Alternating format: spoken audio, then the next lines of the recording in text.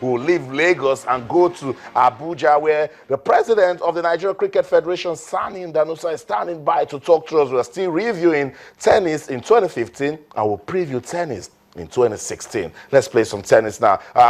Sani Ndanusa, if you're with us, good morning and welcome to the show. Thank you very much. Okay, it's good to see you. Happy New Year. We have so many expectations for tennis in 2016, but talk to us. 2015, what was the story for tennis in Nigeria? For 2016, I must say Alhamdulillah, and I must say thank you to God for taking us through the year 2015. We in the Tennis Federation are extremely happy and excited about our performance, if you like, in the year 2015. 2015 to us in the tennis is really a year that we feel we have reached a level that we have seen the game changing coming into tennis.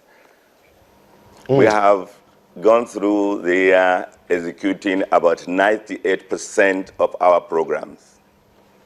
Why did I say 98%? Because the only program that we could not pick was one of our major one, which is the Port Authority tournament. And that, of course, was due to some administrative and logistic. But that notwithstanding, we have a very firm assurance from the Port Authority. We have a 4-year contract or agreement with them, or an MOU with them. And that 4 years still remain 3 years. So we are talking of 4 tennis playing years. And we have the confirmation that 2016 they will come back. But most importantly, we must be grateful to our sponsors, especially traditional ones that have been with us consistently. Some of them for the past 20 years. I'm talking of the CBN, our biggest tournament every year. They've been with us for more than 23 years. Thank you, CBN. Another big one is the Governor's Cup in Lagos. Our Governor's Cup in Lagos is famous. It's not only representing Nigeria, it is representing the sub-Saharan Africa, the biggest tournament in this zone ever for the past 15 years. And we must thank the initiator, the foundation layer of this very important tournament, in the person of Asiwaju, the Jagaban Borgu, the governor of Lagos Emeritus, who handled it for 8 years. And then he handed it over to Governor Fashola, who did not only consistently support it, but also played an exhibition in the same tournament. Okay, that sounds good, Mr. President. But let's talk about. Today, as I'm talking to you, Governor Ambode. Let's talk about 2016. I'm particular about 2016. I'm president of the Nigeria Tennis Federation.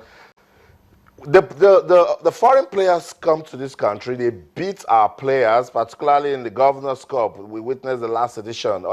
Well, we know it's a gradual process, but what is the Federation doing to improve player performance, particularly taking training and retraining very, very serious?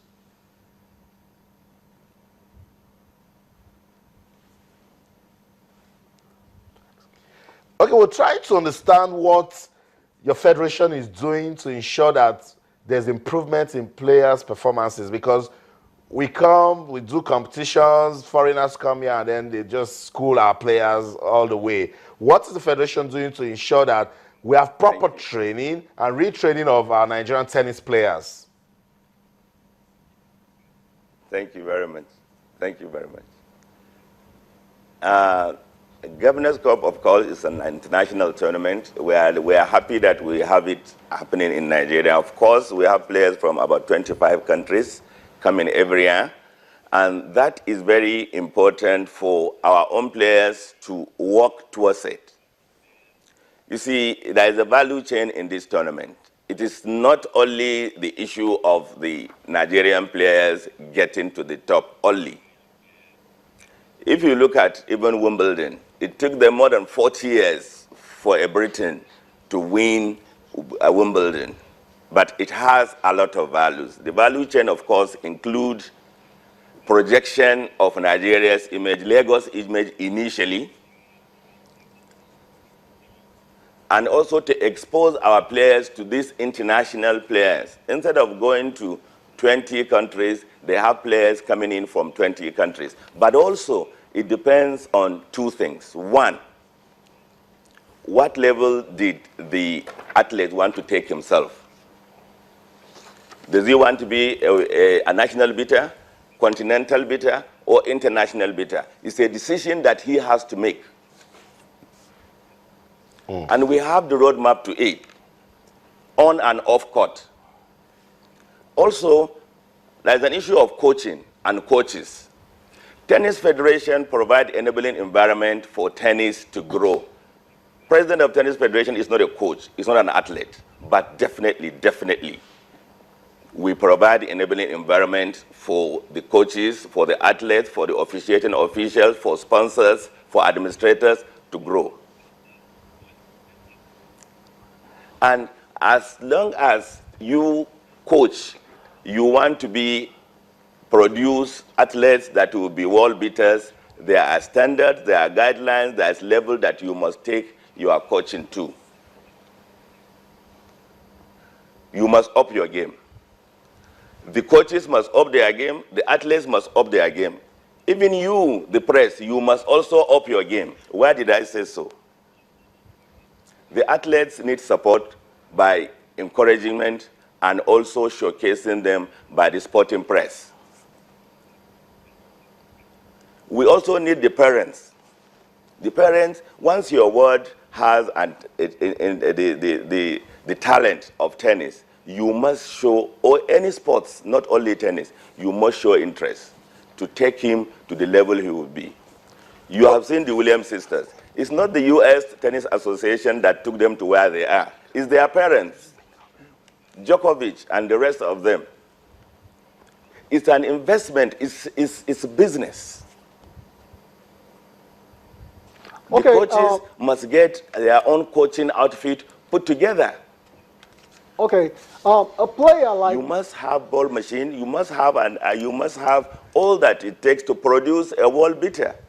Yes. It's very difficult to get that level. But we also need to say, we in the Tennis Federation are working with before we talked with the Bank of Industry, to invest and come with an intervention support for our coaches to develop. Okay, a player like Christian Paul actually made it to the...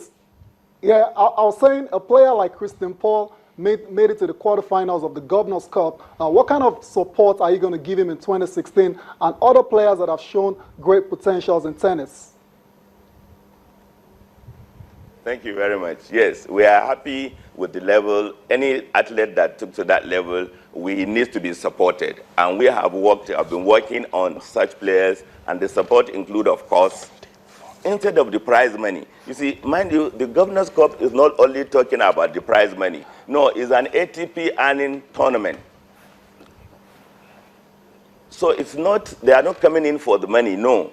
They are coming in for the point, and our players, we want them to be graded within the international rating. And we said we need individual sponsorship that will take the players to either African circuit or European circuits, where they will play tournaments in the African from Tunis to Egypt to Cote d'Ivoire, picking points along the way, picking experience along the way. So we have even agreed sometime with the Governor's Cup, any player that gets a certain level will be given sponsorship for one of the circuits. But also, the sponsors have to be encouraged by the athletes. Nobody wants to put his money on a serious athletes. Okay.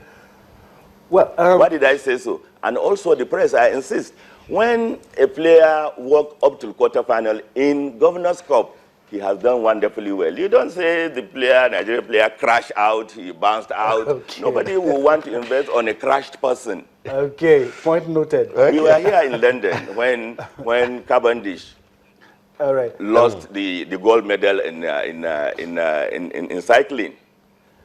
all the London press, despite his failure, he fall on the cycle. They focused on him. Okay. They never leave him. They never degrade their own athletes. Yeah, we get that. So they insisted that he's still good. He's still worthy of investment. Well, I need to quickly ask you this. If you crash out, when you say crash out, if you can hear me, I need to maybe quickly... he's crashed out, he has not done it. And mark you, most of the players coming from all over the world are rated.